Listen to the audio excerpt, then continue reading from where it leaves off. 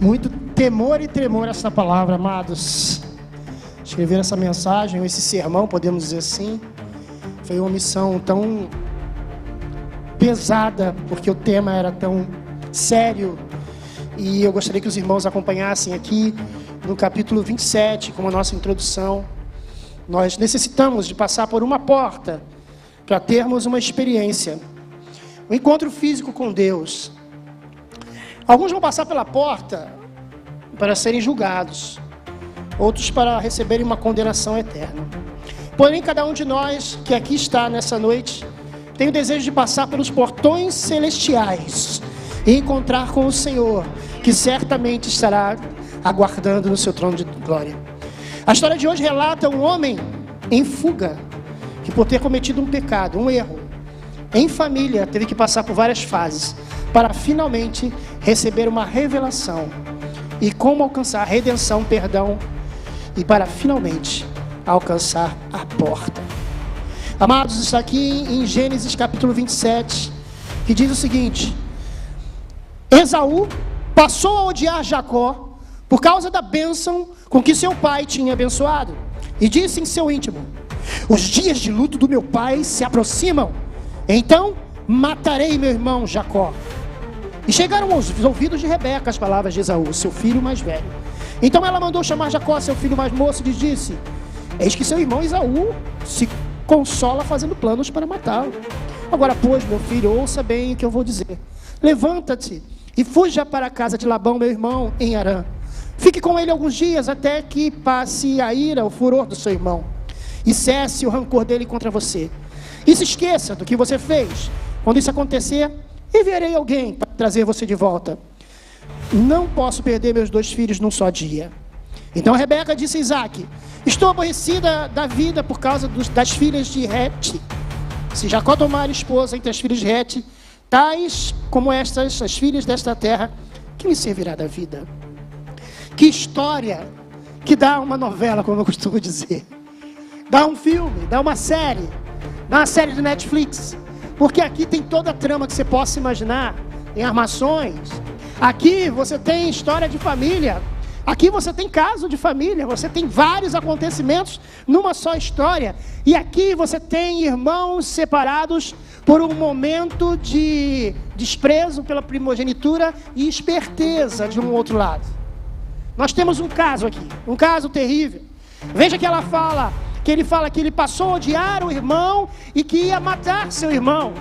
Amados, quando às vezes a gente ouve essa história, às vezes a nossa mente, a nossa mente cristã é meio glamorizada dessa história. Alguns crentes cristãos, na minha cabeça, que sou crente desde pequenininho, desde criança, bem que essa história ficou meio glamorizada. Mas eu estava pensando, isso foi uma coisa muito séria que aconteceu. É uma briga de irmão, um quer matar o outro por algo que aconteceu. E ele queria matar. E interessante que chegou ao ouvido da mãe. Certamente algum empregado ouviu. Alguém ouviu: ó, o negócio, o bicho vai pegar pro teu filho aí, pro mais novo. E falou que vai matar ele. Mandou chamar o menino e falou: ó, sai fora, foge para casa do meu irmão. Fique lá até passar a ira do seu irmão. É bobagem, é coisa de irmão, briga de irmão.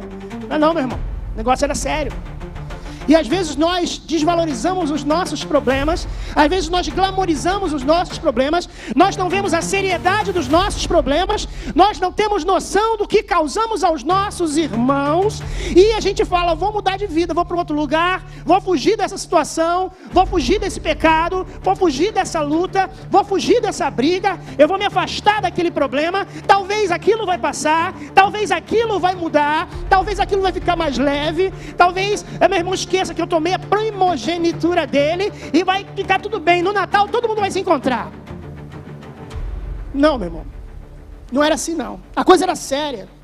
E a Rebeca já estava preocupada com o futuro do menino. Falou assim: ele vai casar com uma das filhas de Hete, os heteus, que era um povo que era um povo ímpio. E ela já estava preocupada com Jacó, então já arranjou um casamento para ele, já arranjou um lugar para ele ficar, para ele casar, para ele ter a sua descendência. Amados irmãos, não fuja do seu pecado, peça perdão a Deus e resolva o seu problema.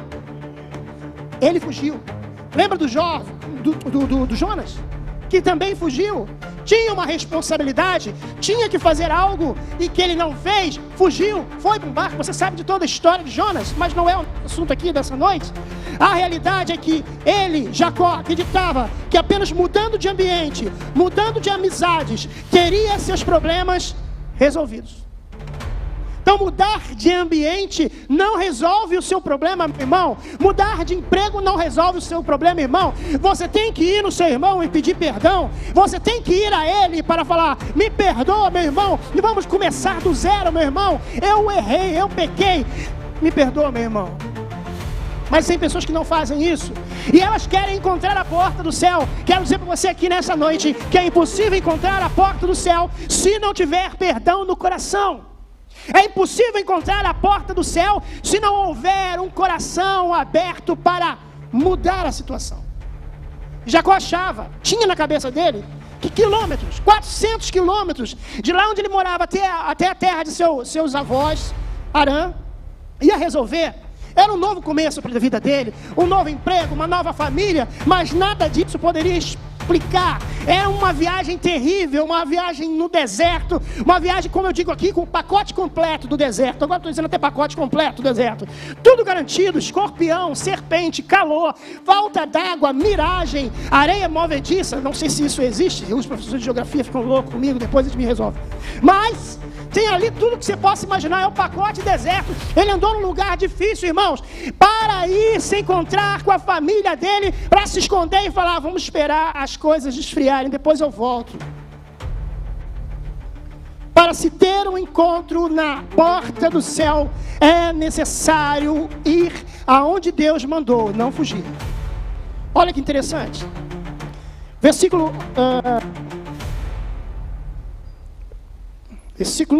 desculpe aqui. Capítulo 28. Peço perdão, irmãos. Capítulo 28, versículo 10. E diz assim: e Jacó partiu de Beerseba e seguiu para Harã. Quando chegou a certo lugar, ali passou a noite, porque o sol já havia posto. Pegou umas pedras do lugar, fez delas seu travesseiro e deitou ali mesmo para dormir. Vocês lembram o que aconteceu com Jonas também quando fugiu? O que aconteceu com Jonas, irmãos? Ele ficou lá no convés do navio, com os braços abertos, gritando: "Ai, King you!" Não, ele não fez aquele sinal do Titanic. Ele não ficou olhando, jogando pãozinho para os peixes ou para os bichos do mar, para que eles comessem aqueles bichos. Não. A Bíblia diz que Jonas foi dormir. Às vezes nós vamos dormir com os nossos problemas para tentar acordar sem eles. Mas quando você acordar, eles estão lá, se você não resolver. Ele estava cansado. A Bíblia diz que o sol já havia posto. Pegou uma das pedras do lugar e fez dela um travesseiro e se deitou ali para dormir. Amados irmãos, que travesseiro é este, amados irmãos? Travesseiro de pedra. Alguém já dormiu num travesseiro de pedra? Será que é confortável o travesseiro de pedra? Será que é interessante o travesseiro de pedra? Amados irmãos, eu pensei, estudei e falei: Senhor, o que é esse travesseiro de pedra? Senhor, o que é esse travesseiro de pedra? E eu olhava e eu pensava assim: para que serve um travesseiro? Para te trazer um conforto, você dormir bem equilibrado, né? Para que você possa passar uma noite mais tranquila, para que você possa relaxar, para que você possa descansar. E eu cheguei à conclusão, no meu entendimento, que esse travesseiro de pedra para nós, cada um de nós que fugimos das nossas realidades, que fugimos dos nossos pecados, esse travesseiro de pedra representa o Senhor Jesus, que nos dá um momento de descanso. Mas Jesus é um travesseiro de pedra, porque Jesus não é um travesseiro de penas, de ganso. Porque Jesus não é um travesseiro de molas ensacadas da NASA. Porque seguir Jesus, irmãos, é dureza, não é fácil não. Seguir Jesus, decidir por alcançar descanso por Jesus não é fácil. Porque quando você está em pecado, você está no erro, e você está buscando a Deus, buscando de Deus um refrigério, mudar a sua vida, você está com um problema sério, e você busca Jesus, aquilo é duro, porque as pessoas vão te perseguir, as pessoas vão te acusar, as pessoas vão rir de você, mas você está descansando no Senhor, mesmo que seja duro, seja difícil, é ali, naquele momento em que Deus vai falar com você. É um travesseiro duro, é uma palavra dura. Eu não vim trazer paz, eu vim trazer espada. Eu vim trazer filho contra pai, pai contra filho. Eu conheço muitas histórias. Eu lembro de uma menina que era judia, sua família toda de judeu, e ela aceitou a Cristo. Nós evangelizamos ali na Praça das Penas, e eu lembrava disso sábado ali nessas penas, ali em 87 mais ou menos, a gente evangelizava ali. Essa menina, a Raquel, eu lembro dela, ela aceitou Jesus, ela começou a seguir Jesus, e os pais dela o pai dela começou a persegui-la, e ela, meus irmãos, ela passou por muita dureza, muita tristeza, muito aborrecimento, e nós tentamos ajudá-la, nos jovens na época, ajudá-la, porque seguir a Jesus é difícil, irmãos, não é fácil, é um travesseiro de pedra, mas eu quero te dizer que mesmo com esse travesseiro, que é uma dureza, que é difícil, você vai conseguir descansar. É algo difícil. O pecado causa cansaço, o pecado causa sonolência, o pecado causa uma situação em que você não sabe o que fazer, amados irmãos, mas Jesus ensina que Ele vai te dar descanso. Olha o que diz a Bíblia Sagrada, Lucas 9, olha o que Jesus disse. Jesus dizia a todos: se alguém quiser vir após mim, negue-se a si mesmo, cada dia tome sua cruz e siga-me. Não é fácil. Segundo versículo, Ele dá o descanso. Olha aqui. Vinde a mim, todos vós que estão cansados e sobrecarregados, e eu vos aliviarei. Tomai sobre vós o meu jugo e aprendei de mim, porque sou manso e humilde de coração, e achareis descanso para a vossa alma, porque o meu jugo é suave e o meu fardo é leve. Troque esse peso, esse sono, essa dificuldade, essa tristeza, essa depressão pelo fardo de Jesus e descanse, porque Ele vai te trazer revelação. Ele teve um sonho, ele teve a revelação, e aí está a revelação. Se você quer passar e conhecer a porta que conduz à salvação, na verdade essa porta vai conduzir ao próprio Deus. Você vai ver Deus, você vai estar com Deus. Se você quer estar com Deus, meu amado irmão, minha amada irmã, passe pela porta, mas para passar pela porta tem que passar por uma experiência especial. E ele passou por essa experiência num travesseiro duro, num travesseiro de pedra. A Bíblia diz que ele sonhou e estava posta na terra, versículo 12, uma escada cujo topo atingia o céu, e os anjos subiam e desciam nela. Amados irmãos, uma escada, e aqui mais um simbolismo de Cristo. Cristo é a escada, Cristo é o caminho que nos conduz a Deus. Através dele nós chegamos a Deus. Ele é a ponte até Deus, Ele é o caminho, a verdade e a vida. Ninguém vem ao Pai a não ser por mim. Aleluia. Existem vários personagens da Bíblia que recebiam sonhos, revelações. José, e nós temos o próprio José, pai de Jesus, adotivo de Jesus, teve sonho. E aquela escada, ela simbolizava que havia um contato na terra com Deus, uma forma de se encontrar com Deus, uma forma de transmitir com Deus algo que precisava ser transmitido, uma aliança, um encontro com Deus. E ele teve, a Bíblia diz que os anjos subiam e desciam por ela. Era um lugar onde havia mensagem, troca de mensagem. O anjo vinha trazer mensagem, descia pela escada, entregava mensagem, subia pela escada, pegava mais mensagem, entregava mensagem. A escada, meus amados irmãos, é um meio de nós comunicarmos com Deus. Efésios capítulo 2, versículo 7, diz assim: e quando veio Cristo, evangelizou a paz a vocês que estavam longe e paz aos que estavam de perto, porque por meio dele ambos temos acesso ao Pai em um só Espírito. Por meio de Jesus nós conseguimos encontrar com Deus. Por meio de Jesus nós conseguimos ter contato com Deus. Nós conseguimos falar com Deus. Nós conseguimos ter um encontro com Deus. Amados irmãos, é importante termos acesso ao travesseiro, termos acesso à escada, mas o mais importante é darmos seguimento àquele caminho que Deus há de traçar para cada um. Deus tinha um caminho para esse homem. Para termos acesso à porta do céu, é necessário passar por esse processo, um processo processo de descanso, um processo de revelação, um processo que nos mostra que podemos ainda ter uma chance de se encontrar com o Senhor. Ali está a escada. Eu vou ter uma experiência agora nesse momento. A segunda coisa, para termos acesso à porta do céu, é necessário tomar posse dessa promessa. Porque tem pessoas que chegam à porta do céu e vêm, tem a experiência, é legal, é uma visão bonita, é uma visão legal, é algo assim sobrenatural, é interessante, é curioso. Eu vou fazer um vídeo desse no YouTube porque eu passei por uma experiência de porta no céu, mas não tem uma experiência como essa, nem é todo dia que tem. Mas tem que ter o quê? Tem que tomar posse da promessa. Olha o que diz o versículo 13.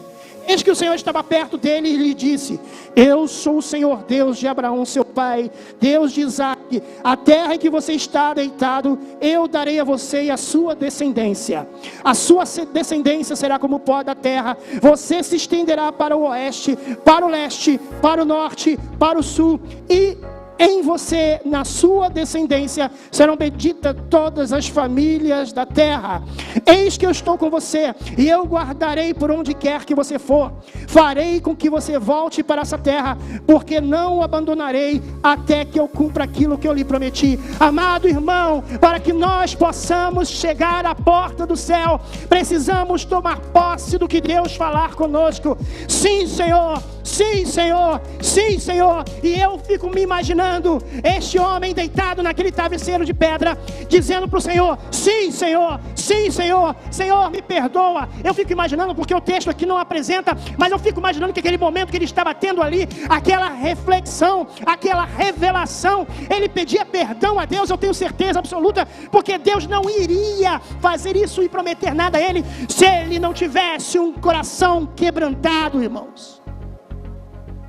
Se ele levantasse daquele travesseiro e falasse: aquilo foi só uma experiência, aquilo foi só uma coisa interessante, foi algo para eu contar para os meus filhos. Não, ele precisava de tomar uma atitude. E mais à frente você vai ver que ele toma uma atitude. Irmão, se você quer encontrar a porta do céu, você tem que olhar para as experiências, você tem que tomar posse, você tem que prometer e se comprometer com Deus em ter uma vida transformada.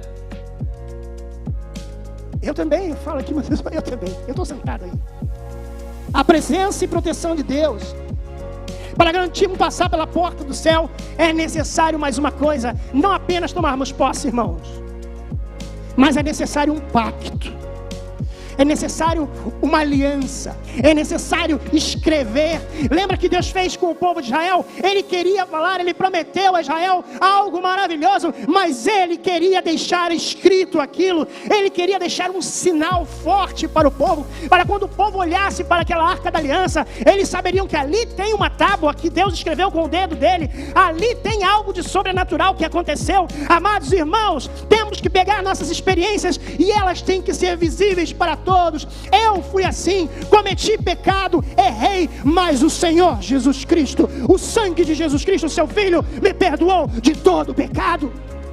Você pode ter fugido, você pode ter enganado, você pode ter ludibriado, mas no momento em que você pede perdão, no momento que você decide mudar, levantar-me-ei e irei ter com meu Pai.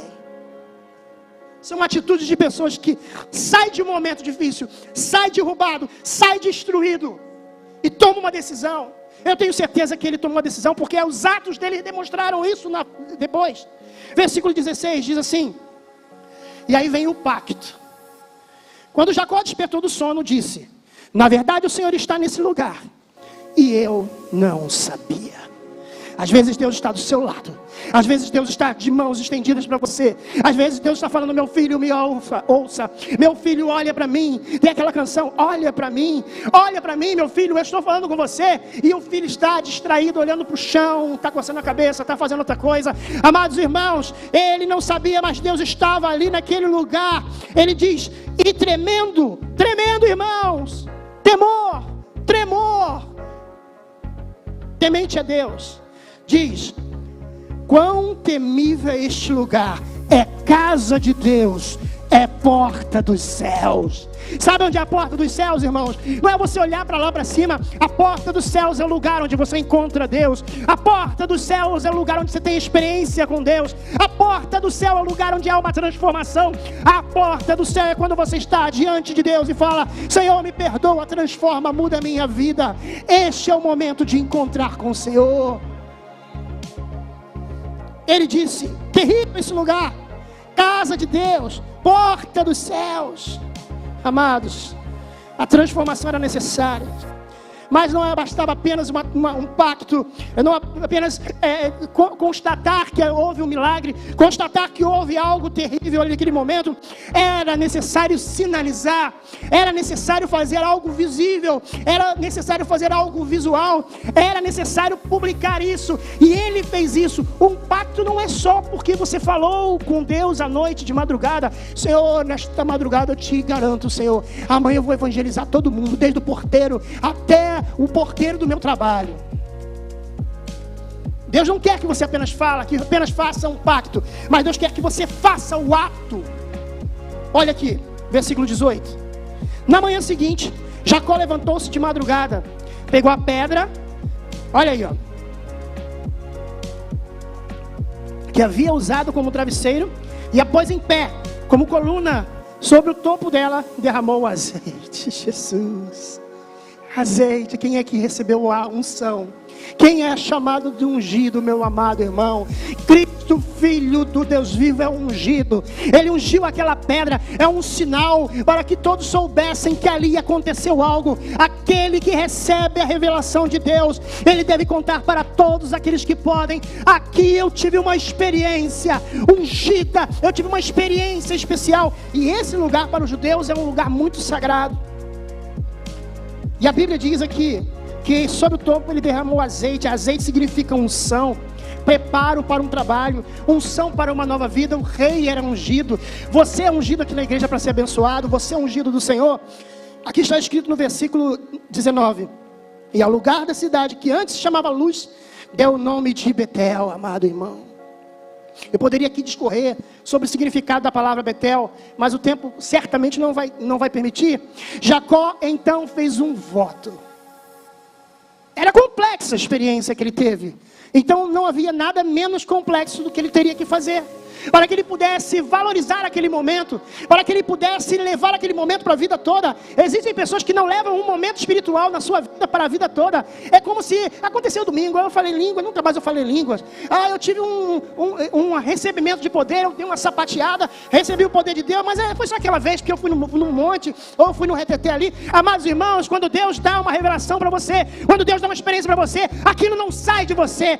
Pode até se segurar, mas aquilo não sai de você. Você não perde aquilo. Amados irmãos, a experiência não é só para um dia, a experiência não é só para um momento, a experiência é para a vida toda, a unção é para a vida toda. Você ainda tem essa unção, você pode usar essa unção, porque Deus te deu essa unção.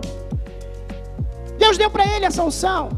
Jacó também fez um voto dizendo: se Deus for comigo e me guardar nessa jornada que empreendo, e me der pão para comer e roupa para vestir, de maneira que eu volte em paz para a casa de meu pai, então o Senhor será o meu Deus. Aqui havia uma promessa dele, que ele ia voltar para a casa do pai dele. Ele queria mudar a coisa, irmãos. Ele não queria continuar a vida dele, ou uma nova vida, esquecendo do que atrás aconteceu, irmãos. Não, irmãos, ele queria voltar. Ele teve uma proposta de voltar para a casa dele. Ele diz o seguinte: se Deus for comigo e me guardar nessa jornada que empreendo. Agora a nova jornada dele estava garantida pelo Senhor Jesus. Amado irmão, você pode ter uma mudança de vida, você pode mudar os seus planos, você pode pensar em ter uma nova vida, mas sem Jesus é apenas uma fuga.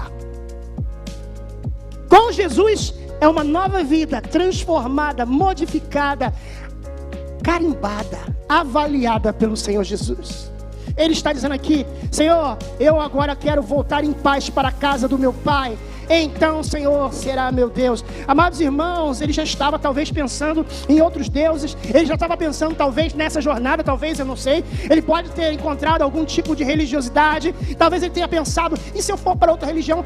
Até porque ele queria mudar de vida, ele queria mudar de ares, ele queria mudar de tudo, e agora ele fala, aqui nesse lugar eu tive uma experiência espiritual, especial com Deus, e eu vou me converter. Fez igual o filho pródigo, levantar-me-ei e irei ter com meu pai, Senhor. Mais uma vez ele tinha no coração de mudar. E olha que interessante, e a pedra que pus como coluna será a casa de Deus, e tudo que me concederes, certamente te darei o dízimo. Ele até, irmãos, virou um dizimista fiel, amados. Quando nós temos uma experiência real com Deus, a gente não fica preocupado, quanto é que eu tenho que dar hoje? Hoje eu estou sem oferta, não vou pegar envelope não. Eu acho ridículo esse negócio do Alexandre falar para levantar o envelope mesmo sem ter oferta, não tem dinheiro para dar mesmo. Então eu não vou levantar a oferta, vou levar, coisa maluco. Esse Alexandre é mais maluco, não sei. Ele fala para a gente levantar o envelope sem dinheiro. Eu não vou. Amados irmãos, quando Deus converte você, Ele também converte seu bolso, irmão. Está aqui, não estou inventando não. Não foi eu que botei isso aqui não, irmãos. Ele estava fazendo uma promessa que ele ia dar o dízimo ao Senhor. Ele estava fazendo uma promessa que ele ia ser fiel ao Senhor. Ele estava fazendo uma promessa, Senhor, eu vou me acertar com a minha família. Eu vou me acertar contigo. E eu vou passar a ser um dizimista fiel, um ofertante fiel. E ele tomou essa decisão. Amados, eu quero dizer nessa noite, eu não sei como é que está a sua vida. Eu não sei se você está fugindo. Eu não sei se que Deus planejou para você. Eu não sei o que você fez no seu passado. Eu não sei quem foi você, o que você aprontou no passado. Eu não quero saber também. Eu quero dizer para você que Deus tem um escape melhor para você do que ir para o deserto. Deus tem um caminho melhor para você ir do que você ir 400 quilômetros para um lugar para tentar uma nova vida sem a bênção de Deus. Deus tem um plano para cada um de nós, para que nós peguemos os nossos passados. E a Bíblia diz que Deus pega o nosso passado e lança no mar do esquecimento, amados irmãos. Só que não é para eu esquecer, mas Deus pega o nosso pecado quando a gente se arrepende, quando a gente faz um pacto com Ele, quando a gente diz, Senhor, eu vou voltar para a casa de meu pai, eu vou pedir perdão, meu irmão, eu quero ter mudança de vida. Deus pega esta sua vida desgraçada, desculpe da expressão, mas Ele transforma numa nova vida. Mas tem que fazer pacto, tem que fazer sinal, tem que dizer, eu quero. Às vezes a gente pede para a pessoa levantar a mão para receber a oração, e ela não quer fazer sinal. Amados, esse sinal é levantar uma pedra, esse sinal é dar atenção, esse sinal é dizer assim, ó, eu estou disposto a, na minha cabeça, passar vergonha de ir ali na frente, sabe? Porque tem gente que fala assim, não, vou lá para frente, vou passar vergonha. Não, amados irmãos, quando você dá um sinal, você diz, me ajuda, eu preciso da sua ajuda, eu preciso receber essa oração. Amados irmãos, não continue fugindo. Volte a Deus, e Ele se voltará a você. Você que está em casa, eu não sei, você que está em casa assistindo esse culto, talvez você estava passando no YouTube ali, você viu Igreja Nova Vida na Tijuca, talvez você está sentado em casa e está pensando em tudo que você fez no seu passado. Eu quero dizer para você que você tem esperança, assim como este homem, que o nome dele era enganador, o nome dele era um homem que armava, era um homem que armou contra o seu irmão, mas a Bíblia diz que Deus deu uma promessa mesmo, um homem assim, igual a todos nós. Ninguém está fora desse barco, todos nós. Todos nós temos um passado, e às vezes o passado vem assombrar a gente, às vezes o passado vem dizer, você fez isso no passado, você era assim no passado, mas você deve fazer é mudar toda a sua vida quando fizer uma promessa. Jacó queria encontrar a porta do céu, e ele encontrou. Essa era a porta que Deus tinha prometido para ele. Versículo 18, perdão, só quero repetir esse versículo, versículo 17, perdão. E temendo disse, quão temível é este lugar, é a casa de Deus, é a porta dos céus. Quantos querem chegar na frente da porta dos céus? Quantos querem ter a experiência da porta dos céus? Ali, se você passar por aquela porta, não haverá mais choro, não haverá mais pranto, não haverá mais tristeza, não haverá mais contas a pagar, não haverá mais comprar roupas para vestir, preocupações, porque aquela porta, quando você passar por aquela porta, cada um vai passar por aquela porta no seu momento, certo? Ninguém está mandando você passar pela porta agora, não. Mas tem que ter experiência, amados, num lugar especial.